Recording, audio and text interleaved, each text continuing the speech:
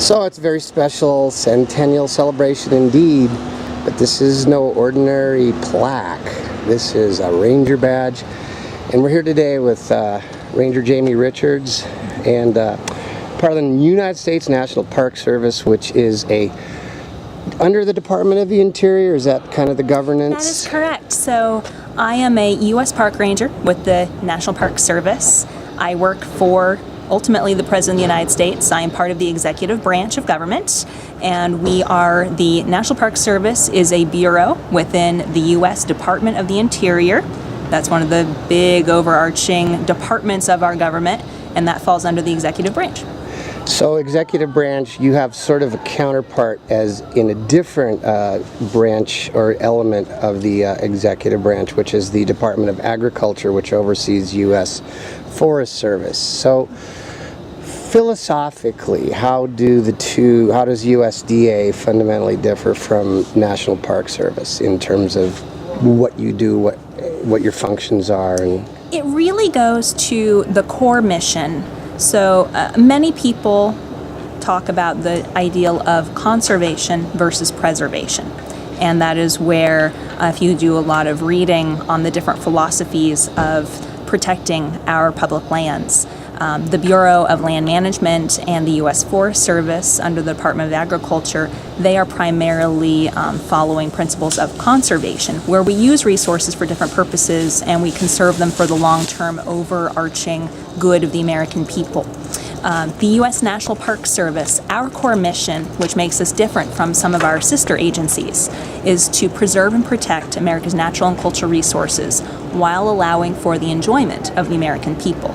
This is a mission with two parts that go hand in hand. You cannot have one successfully without the other. So here we are in this national treasure. Yosemite, I believe, was the second national park created, or land grant, and then Yellowstone was... Not exactly. Actually, Yosemite National Park is the very first area in the United States that was protected for the preservation and the enjoyment of an area for all the people. That was done under the Yosemite Grant of 1864 through President Lincoln. So we are not the first national park. The very first national park is actually Yellowstone. We are the third national park that was established, but Yosemite was protected and set aside first. We are the first protected area in the United States for the enjoyment of the American people. And I assume the philosophy behind protecting extraordinarily beautiful national wilderness, or I don't know, I call Yosemite God's Cathedral, but is to, in a way, keep business interests out from sort of carving it up for profit and making this then sort of the co-ownership of all of the citizens of the United States? So the idea really goes to the principle here in the United States, unlike some other countries, particularly countries in Europe, where our ancestry goes back to as far as a government system, looking at Great Britain, looking at France, Germany, a lot of the major European powers. In those countries, lands that were special were really set aside for the rich and for the privileged. And Yosemite was set aside and protected for the enjoyment of all people. We the people of the United States. It goes back to the core idea of our Constitution, that these are beautiful treasures that belong to each and every one of us, every U.S. citizen, whether you're in Boston, Chicago, St. Louis, has a part of Yosemite. This is your place just as much as it is the people who live in the neighborhoods that surround Yosemite National Park. So one of the conflicts, obviously, is you have a human presence in people that are not wilderness hikers, they're not experts in forestry. They come here, they want to enjoy it, but they're of all physical abilities, ages. And I know that there's been a long-standing tension between those who want to, if you will, have Yosemite revert to a more pristine and natural kind of state, unexploited by man, or a little more undeterred by the human footprint. How do you guys balance the openness to the public with trying to keep Yosemite as much of a natural environment as possible? We sit down and we talk about these issues quite frequently. I would not say that there's a conflict. You have the mission to preserve and protect the natural, scenic, and cultural beauty that is Yosemite National Park. We also have to enable and make sure that all people from all backgrounds have the opportunity to touch and experience their national park in some way, shape, or form. So some people are going to want that true wilderness experience, and we provide that, and we make sure that the wilderness is protected and preserved in the sense that you can go out literally 200 feet above Yosemite Valley and you can find places that you don't see any other people at that moment in time. And then you have places that are more heavily impacted where you're going to see cars and buses and people because we need to be able to get people to these pristine locations. We cannot have these national parks, these national treasures, without you, the public. So since I was coming here going back to 1956, hey, that's like 60 years ago. Wow, I must be old. Used to be there was the firefall. There were these sort of tourist-oriented artifices that were designed to generate visitation and revenue for the Yosemite Park and Curry Company or the other proprietors, the hoteliers of the late 1800s. A lot of that has been diminished, and the upper end of the valley is open now to bicyclists, not cars anymore. So there seems to have been a rather positive movement, both kind of a political or a philosophical, as well as using natural phenomena. The big flood of, was it 1997, was that centennial flood? And then you had a giant rock slide down Happy Isles, Curry, Old Camp Curry, which closed off cabins, wiped out a bunch of cabins, Yosemite Lodge. And it seems that the design, if you will, not a conscious design, but taking advantage of natural occurrences to sort of diminish that human footprint. Mm-hmm. So we are always evolving as an agency, as we learn more about our natural environment and how we as human beings impact our natural environment. We are always looking at ways on how do we serve our mission and serve the American people in more effective and more ethical, thoughtful ways. So one of those was the firefall. Do we really need a theatrical attraction in order to encourage people to come and explore Yosemite? And trample the meadows at night and get in their cars and drive around. There is the human impact of, the impacts on the meadows and the impacts on the roads. But even philosophically, we as a National Park Service looked around and said, Yosemite National Park is pretty spectacular with the granite cathedral walls that we have, with the giant trees, with the valley floor, with the flora and fauna and wildlife that's already here. Do we really need an attraction to bring people to come and experience their park? And as a Park Service, we decided no. So we are always evolving and doing things better and trying to do things more sound in line with our mission. Do you guys find that it's almost too much of a good thing in the sense that visitation, I think it exceeds 1 million visitors a year. Is there a sort of overload or saturation point where less becomes more, or are we? We're not there at this time. Yosemite National Park gets 4 million visitors, over 4 million visitors a year. That means we just need to do things in a slightly better way. We're encouraging people to utilize public transit. We have shuttle buses, the ARTs, that bring people into the park. We encourage people to carpool if you can. Once you get here, to park your car and utilize our park shuttles. We've provided different mechanisms so you can still enjoy your national park. Visitors are always welcome. All visitors are welcome to Yosemite National Park. We ask people, to think about your visit and how to plan it in a strategic way. So everyone coming on a Saturday morning is not the best idea. If you have the ability to spread your visit out over multiple days and come midweek or shoulder season at the time where it's not as many people coming. No cutting school, you guys. So we do have different mechanisms for trying to encourage people to come at times that are less heavily impacted. But no, the National Park Service is not going to say we have too many visitors. We welcome all visitors, and we just manage it in a different way. So, forces of man to enjoy and experience forces of nature, again, rock slides and 100-year floods and floodplains, and then there's fire. Now, fire suppression in Yosemite, I think, has undergone a lot of transitions in terms of the philosophy behind that.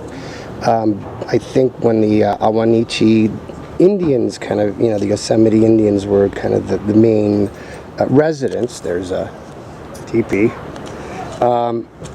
The idea was, they would burn off some of the forests and the meadows because the oak trees would be able to predominate, and now we have, incense cedars and pines and whatnot that are probably been around for 100 plus years. What do you do with fire suppression philosophy, especially in the valley, which I think is treated differently than in the higher elevations? If this place was going to catch fire, what you going to suppress, or are you going to let nature kind of do its thing and take 20 years to...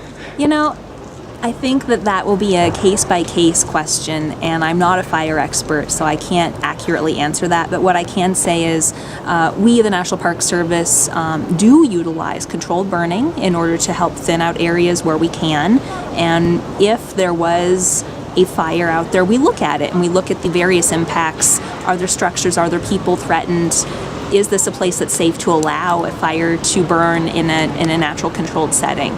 And our fire crew, they're experts. They know how to read fire very carefully. They understand all the different factors that we have to consider in making those really important decisions. So this really goes to show that there is no easy question when we look at things like wildlife management, fire management. There are many factors that have to be considered before we make a decision. So all kinds of park management. You guys, how many do you employ here as full-time park rangers, and then I guess you have summer crews? And we have this summer over 1,000 park rangers, park employees working in Yosemite National Park.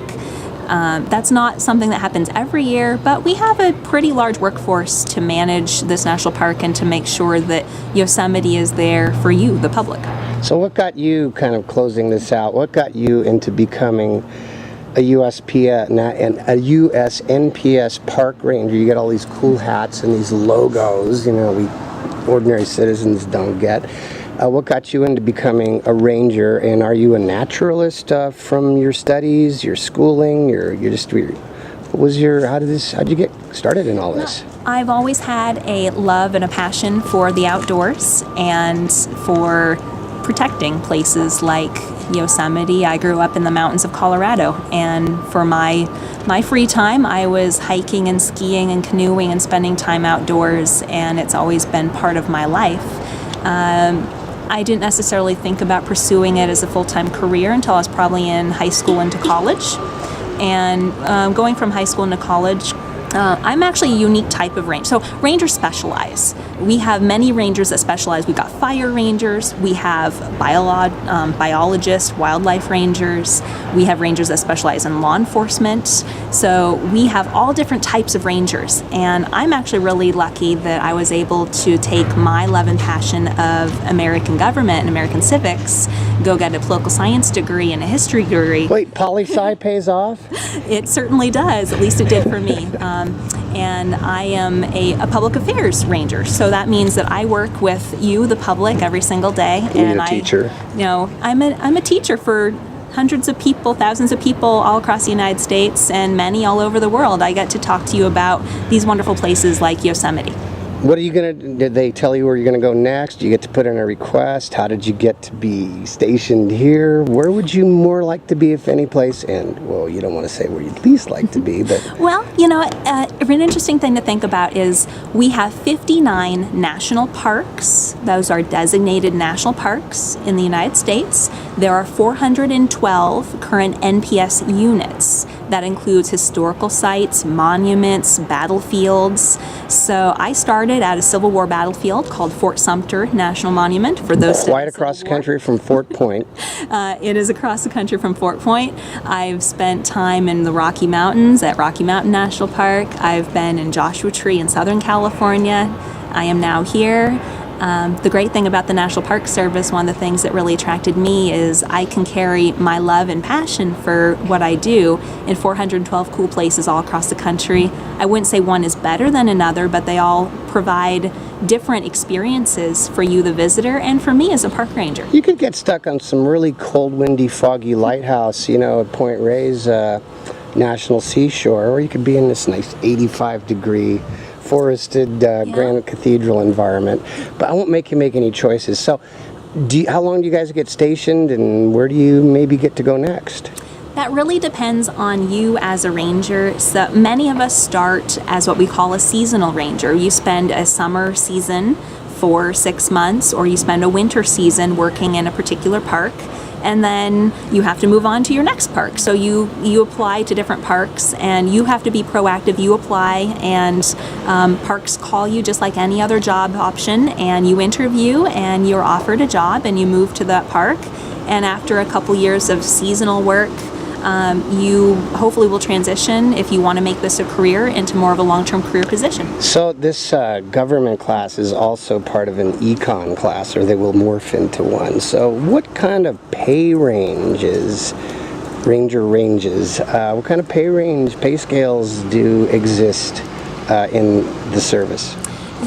You can find that information on OPM, the Office of Management. Video homework, Budget. people. OPM.gov. You can look up different pay tables if you really want to see the different scales. Oh, and they do. And you can start with, we're on what we call the GS, the General Service Pay Scale for the U.S. government. So me, as an employee here in Yosemite, gets paid the same rate as a government employee working in any federal agency anywhere in the country. Those pay scales are set by, in Washington, D.C., and they transfer to every single government employee across the United States. So Ranger Richards, did you make a great career choice? You love what you do, and you get money too? I do. I get to spend wonderful times in amazing places. I make an okay paycheck, and we also like to say we get paid in sunrises and sunsets. So you guys, I'm going to come in on the badge, that'll give you something to reflect on.